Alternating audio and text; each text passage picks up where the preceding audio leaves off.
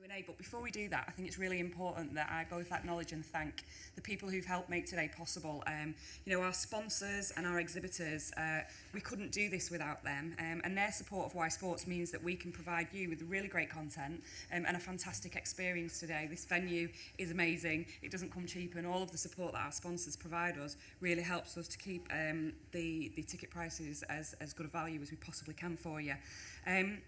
In particular, I'd like to thank our headline sponsor today, which is the Great Outdoor Gym Company. I've met with their team a number of times now, and they are so passionate. It's brilliant. You kind of get in a room and the ideas just spark, and it's great. So I'm really looking forward to what they've got to say. They really understand the challenges that you're facing in your communities and different ways to engage people who aren't active to become active, and they're innovating and they're coming up with really new ideas and great solutions that are going to help you within your local communities. I'm very excited about the work we're potentially going to do in Greater Manchester, and particularly the relationship we're developing with Dean and his wider understanding. I think one of the unique things about this organisation, they really get what it's like to work on the ground in a community setting, because their team have come from exactly that background, and it makes a massive difference. You're not going to try and explain that. So without further ado, I'd like to welcome Managing Director Georgie Delaney and Head of Active Cities, Dean Hill. Thank you.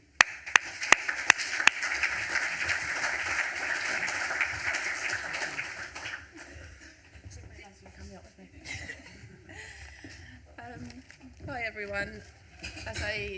As a girl from Cambridge, I definitely am a big advocate of the cycle paths, and I used to cycle to school and on the infrastructure they had back in those days. So, and I'm seeing the cycling infrastructure in London today, and Farringdon Street's fantastic. Big fan of cycling. Essentially, I'm here just to give you a brief introduction into the Great Outdoor Gym Company. I am one of the co-founders, and before I'll hand over to Dean.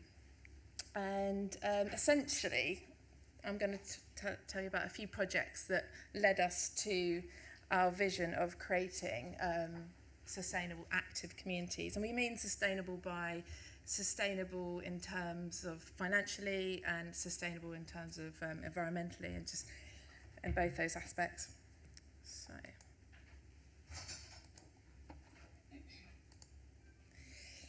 just to give you a few stats on TGO, the Great Outdoor Gym Company, we've installed nearly 1,000 gyms worldwide. Most of them are in the UK, so there's a resource there for you already. And Dean will be telling you a little bit more about our app, where you can find all these gyms to plug in activity to them, but they're completely free. We're 100% British designed and manufactured now. We did start our journey manufacturing overseas, but we made the move, and I'll explain why in a moment.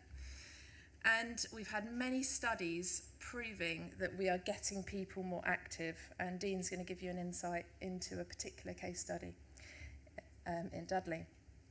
So it's extremely low cost to install one of our gyms. So, for example, you could install 1,000 of our gyms for the cost of a large leisure centre. And we're very environmentally conscious, and we plant trees with the NHS forest, one tree for every piece we install. So we've planted thousands of trees so far.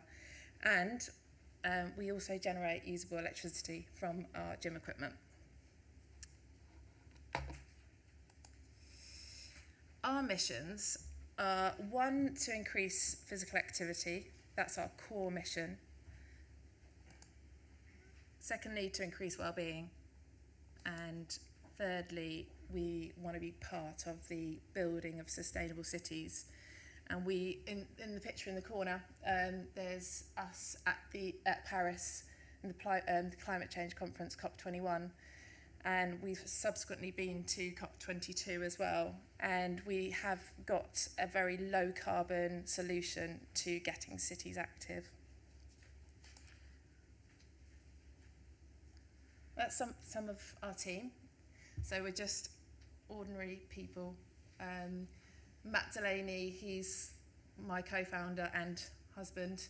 We met at Sport England, and I had a brief spell at Sport England, and I remember I came from a design background, And I remember my first day walking around saying to everyone, "Are you sporty? Are you sporty?" and feeling the odd one out.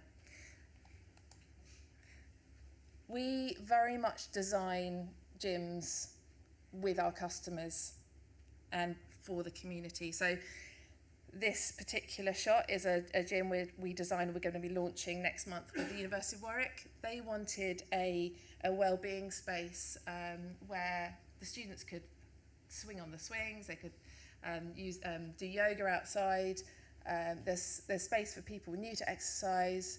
So there's the cardio pieces that anyone can do, but there's a progression all the way to functional training, calisthenics and the rig, and also a cross-sell into sport. So we're very much a bespoke, we'll work with you and your community. We talk about Brand Britain, and we are Brand Britain. We moved to manufacturing to the UK in 2009, and we're 100% British made. We don't just assemble here, we make it all here. And this is in Gateshead, so good news for the North East, good news for Britain all round.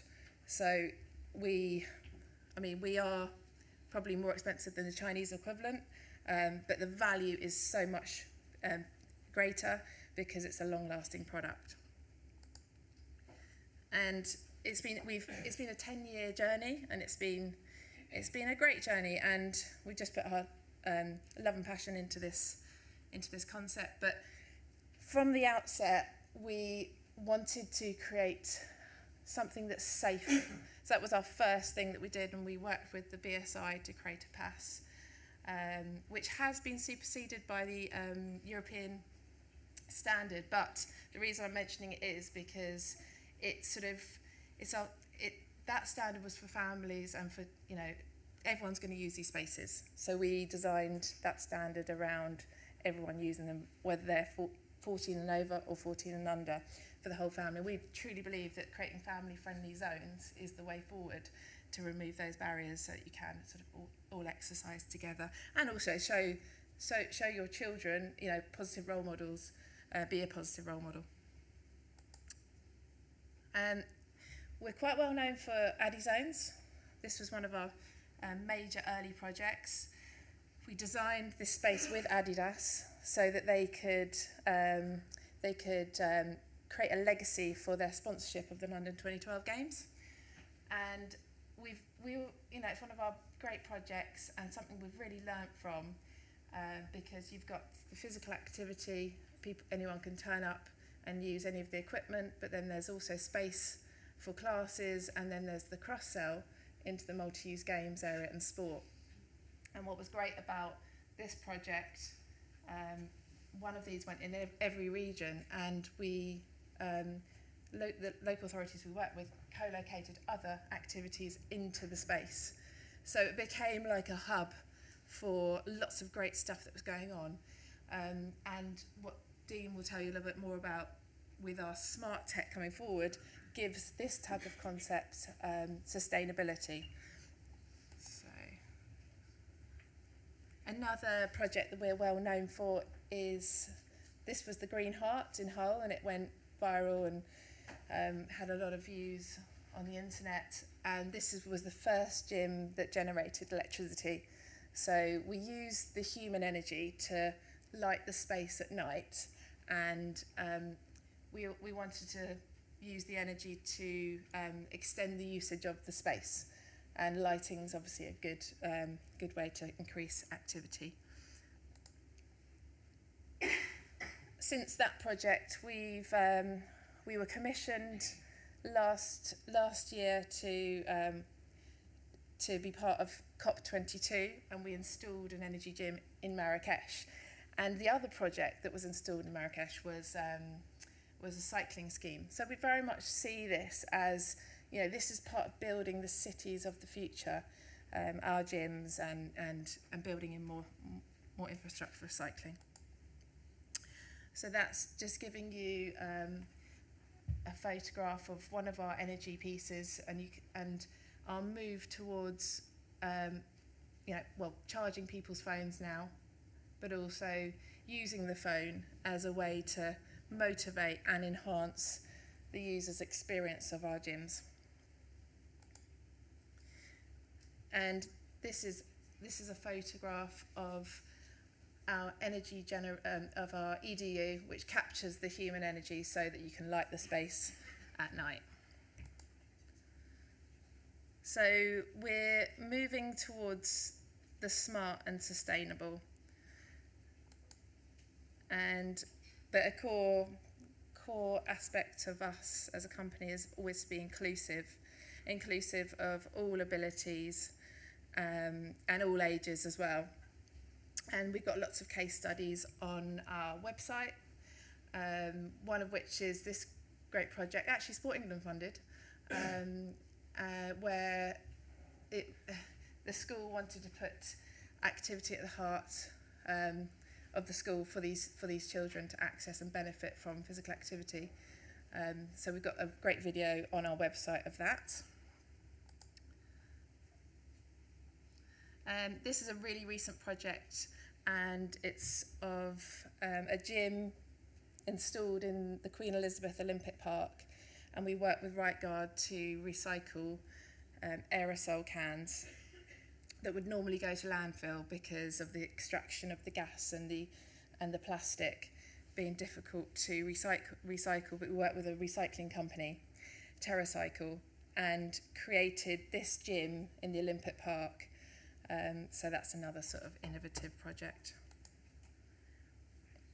And that's led us to our vision of communities all around the world, because we're a good British success story. We're exporting to many countries, Singapore, Hong Kong, UAE, and Australia, amongst many, and enabling communities to take care of their own health and well-being, but also in a sustainable way, and promote climate action as well.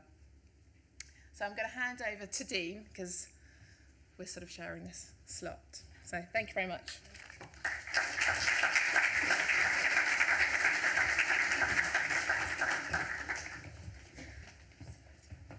Oh, it's going to take a minute. Doing it for me. Yeah. The lights are going up. Okay, first things first, when I come to these kind of things, I tend to realise that I'm not from London, and I speak a bit differently to everybody else you might have heard before. So if there's an issue with translation, just put your hand up, because I'm from the Black Country, and it can be a bit difficult sometimes.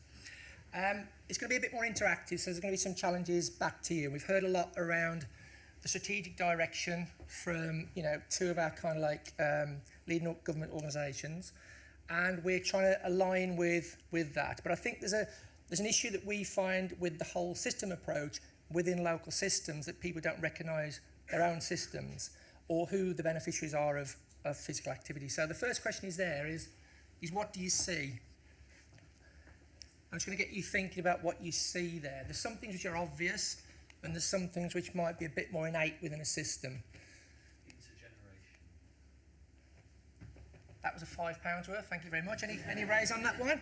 I'll pay somebody a tenner up the back. Who was it now? Anybody else see anything else? Sorry? Yep. So we've got age, agency, people and place. We've also got well-being, physical activity and engagement. So these are some of the few things that we're trying to kind of get into this approach. Now I'm going to cover things around change and growth. You've heard a lot of stuff today about that, and they're the two constants of the human race. So we're constantly changing, we're constantly growing in more ways than one with the current situation. I'm going to tell you a story about why we started this journey with TGO and where we are, and why we've made some of these kind of decisions with our new vision and direction. Hopefully, as Yvonne alluded to, some potential solutions. We're not a silver bullet, we are part of a system. I need to reinforce that. There's going to be some questions back to you, because we want to land this with you guys as well. Talk about the future model, which we'll go into more detail to in our workshop. And some really amazing facts about energy mortality, the life course, which you talked about today. Now, we all know that the fact that we've got an ageing population and that people are living longer, but it's statistically proven that there are more people alive today than have ever died before. You can have that one for nothing. You'll all say it tonight, I guarantee it. We've got this issue about energy, and there's an energy crisis at the moment. We're looking at wind and solar and all these kind of things. But we carry energy packs around with us every day, which are unutilised. Now, for every 2 minutes that the sun shines on this planet, it gives as much energy as the whole humanity uses in a year. That's got you thinking as well, hasn't it? So let's think about energy and ageing, but ageing healthily is what we're talking about. I'm also going to cover some of the bleeding obvious, as Basil used to say quite a lot. And I haven't done too much of that because I knew that the luminaries on the panel would be covering all the statistics. But we do have to kind of like re-emphasise this point about the costs. So in economic downturn times, we're looking at up to 10 billion a cost for inactivity and all causes, and 100 people a day dying due to inactivity.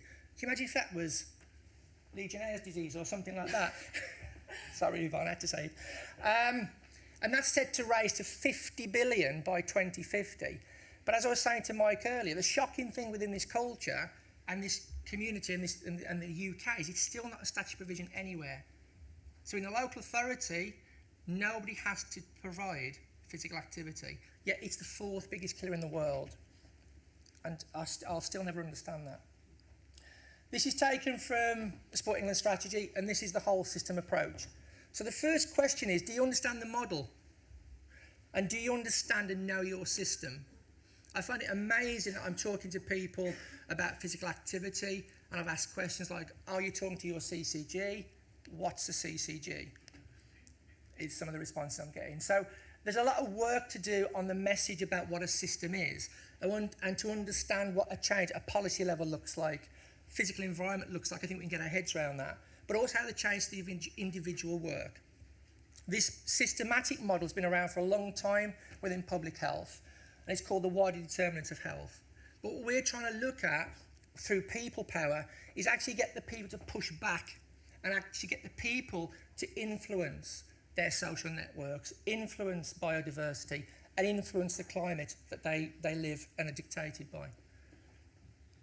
So, Georgie mentioned about some case studies, and I'm going to talk about Dudley Healthy Towns, and I think my colleague Al is at the back, who's still based in Dudley. If you want to catch up with him, he can verify the fact that I'm talking about this. Dudley Healthy Towns came about at the back end of 2008, and it was part funded by the DCMS and Department of Health, who set up £30 million for the Healthy Community Challenging Fund. The key document at that time, the key rationale, was reducing or impacting on the prevention of childhood obesity through environmental change. Now, I don't know where that guy is now, but I still think what he was saying then was pretty relevant. So, 30 million. It had to be a PCT, which are now CCGs, Primary Care Trust, and council-wide bid. It was a look at getting interaction. It was a look at getting multi-agencies working together. Because when we're in public health in the NHS, we go to councils and say, if you do get more people active, you'll reduce diabetes, hypertension, this, that, and that. That's not our responsibility, that's the NHS. So we needed to join these things up. And this was one of the first programmes which had to look at co-production with that. We were one of 9 successful bids, 2-stage process, a bit like EOI, all sounds familiar. From about 174 bids that went in, we were lucky enough to be one of the successful ones. And we looked at promoting activity outdoors. So we created healthy hubs, which are in 5 parks. We created a space. We created a workspace for reformed activators. And the key thing with the consultation that we did, that people wanted to be active in outdoor space was, anybody? Toilets. If you're a family or an old person or anything like that, if you want to be in a space for more than an hour and you've got to go in the bushes, you're not going to go. So people need some human comforts in these spaces. That's not to say they're essential, but for us at that time, that was a key motivator. So again, in terms of insight, and I do go on the Sport England website and I do read lots of reference documents, sometimes there's something that's unforeseen that you actually have overlooked because it's not scientific, it's just bloody obvious. So active travel corridors, again, for the walking and cycle element, because any spaces you create are only as good and as accessible as the shitty corridors you've got to get to them. And our police and our or the services realised what sort of roles they had to play in actually getting people from A to B. And of course, service reform. We wanted this to stick. We didn't want to finish in 2011, send a report off and go back to square one. So we tried to build sustainability in from the start. We know this, again, why parks and open spaces? Well, the barriers to activity down the left are fairly consistent, and I think Mike will agree they've been consistent for many, many decades. And it's hard to get into those changes to get people to think differently from that, but it is getting a lot better.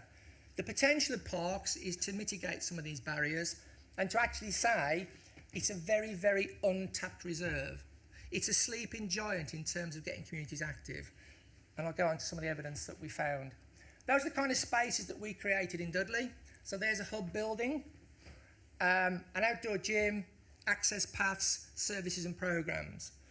Interesting enough, that two of the places we developed these sites in, that one and another one in the north of the borough, we were told by the police not to go there.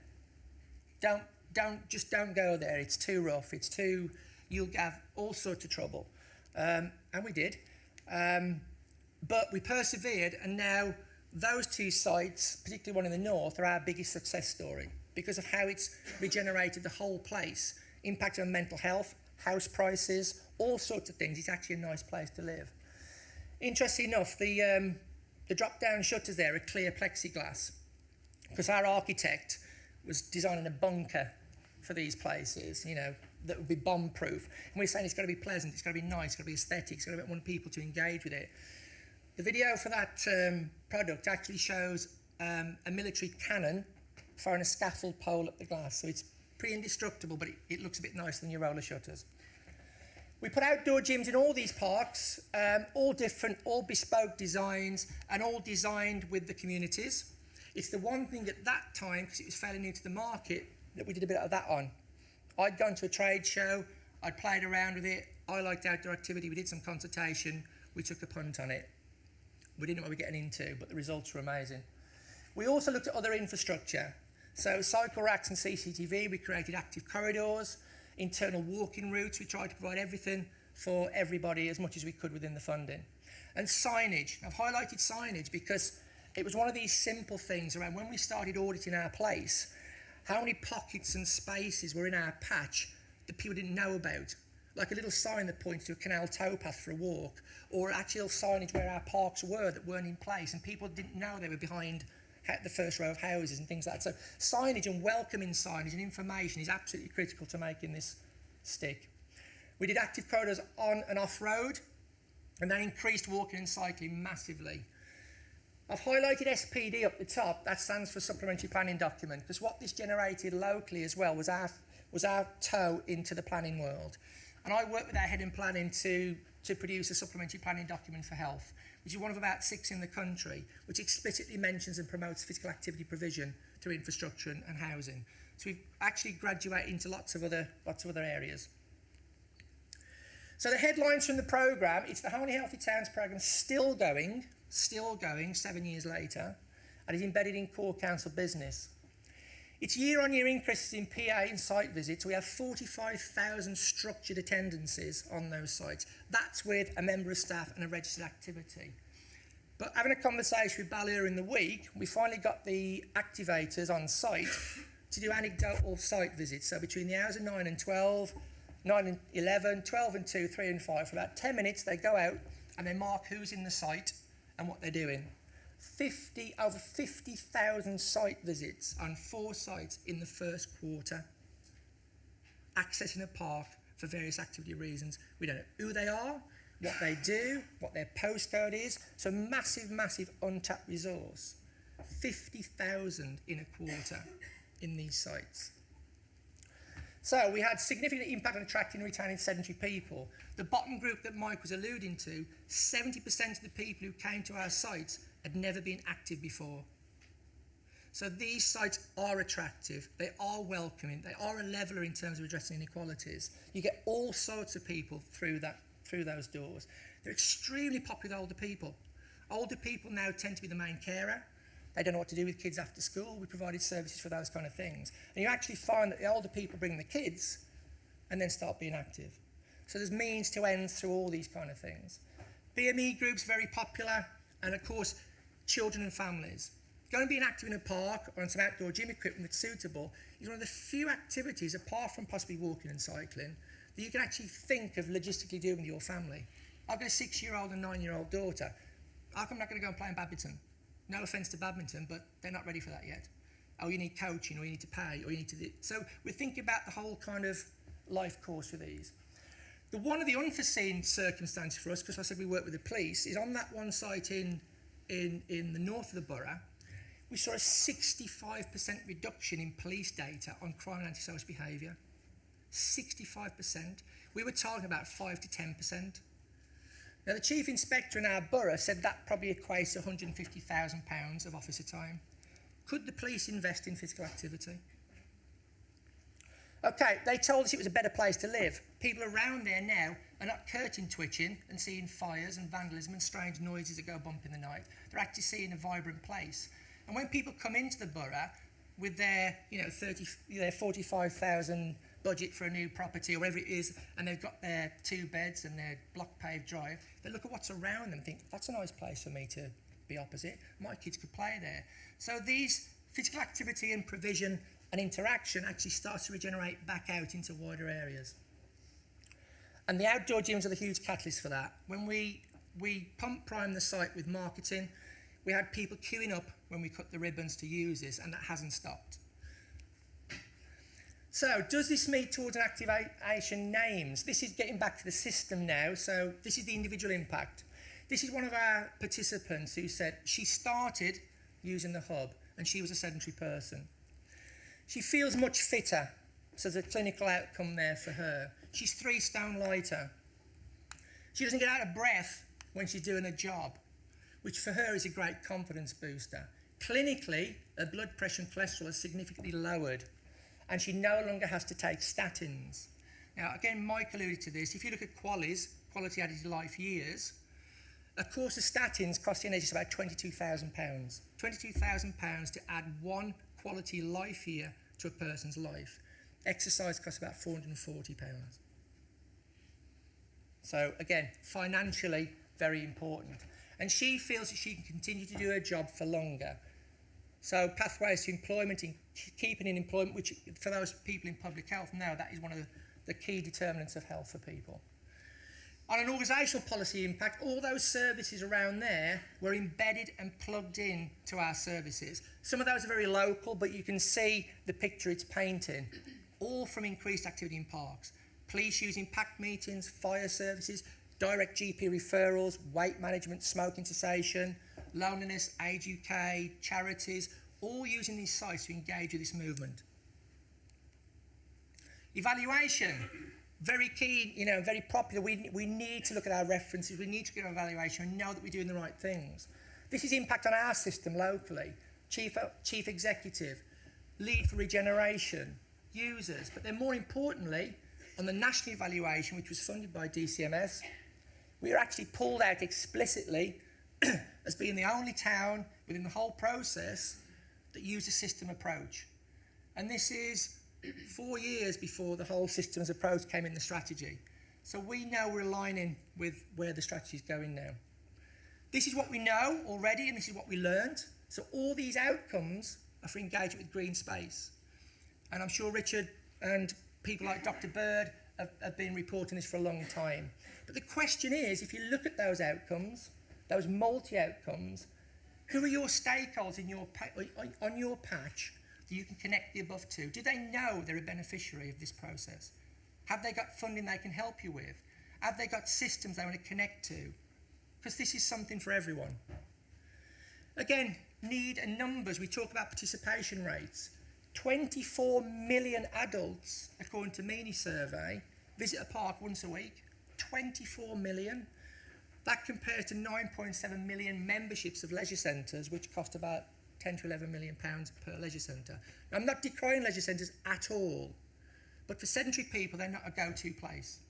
So again, untapped market, viable cost alteration. Of those visits, 78%, the top 3 motivations are mental health and physical health. None of that is being captured in terms of physical activity statistics. So a lot of your places, active people, active life surveys, or what you perceive is going on might be a little bit lower down because you're actually just not in a position to capture that data.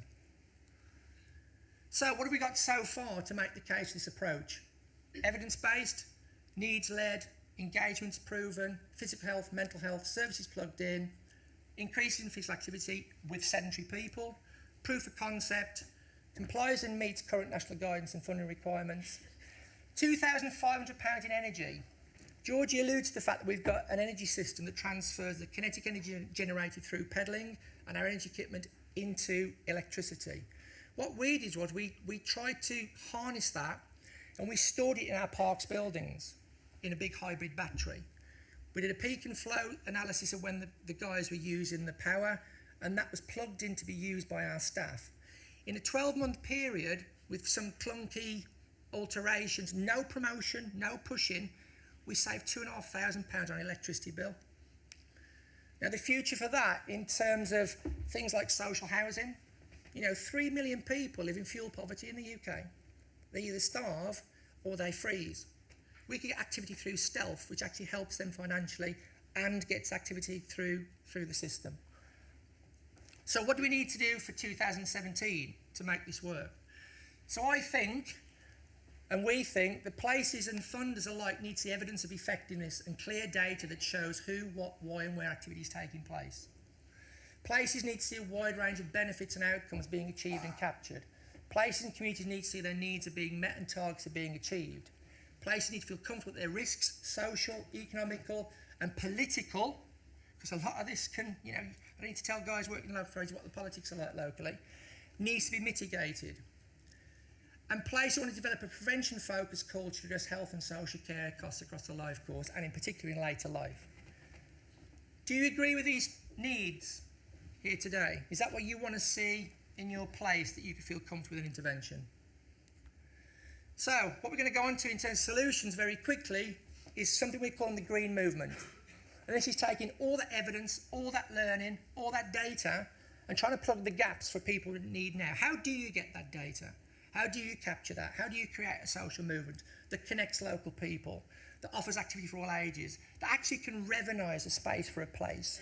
We would put more outdoor gyms in our places if our maintenance guys could afford to maintain them. We're actually trying to get the community as social enterprises to take back their places as assets and run those things for local authorities and offer opportunities for volunteering and employment on that site while they're doing it. All that will grow to increase in independence and resilience in our community settings. So they're family friendly, inclusive, sustainable and smart. That's what an overview might look like for what you get within a smart gym. And the reason we talk about smart gym is because it actually creates data for you automatically without self-report. We design the right space for the right place. So every place has got a different demographic with different needs. And of course, there's a very low comparable infrastructure cost to a lot of the infrastructures going in terms of bricks and mortar and high carbon footprint to produce in the first place. Again, plugging in the system, we're going to get local providers together, health services, public health, local authority and communities to design these spaces and to be beneficiaries. Self-reporting is going to be through our app. So we've got an app that will record all the activity that's going on in your place, not just in and around an outdoor gym. This is an activating space tool. You can, through Smart Tech, get Bluetooth transmitted data straight from the kit to your phone. So your park staff or your sports development people go down once a month, a week, scan the kit, you know exactly how many reps it's done, how many revolutions it's done, and work out your activity hours. So you can capture all that data. Like I said, we're going to bring the providers and the activators together. People can book sessions through the app directly to an activator. You can approve people through your own safeguarding measures, and you can actually take some money to maintain the site or to give to local charities.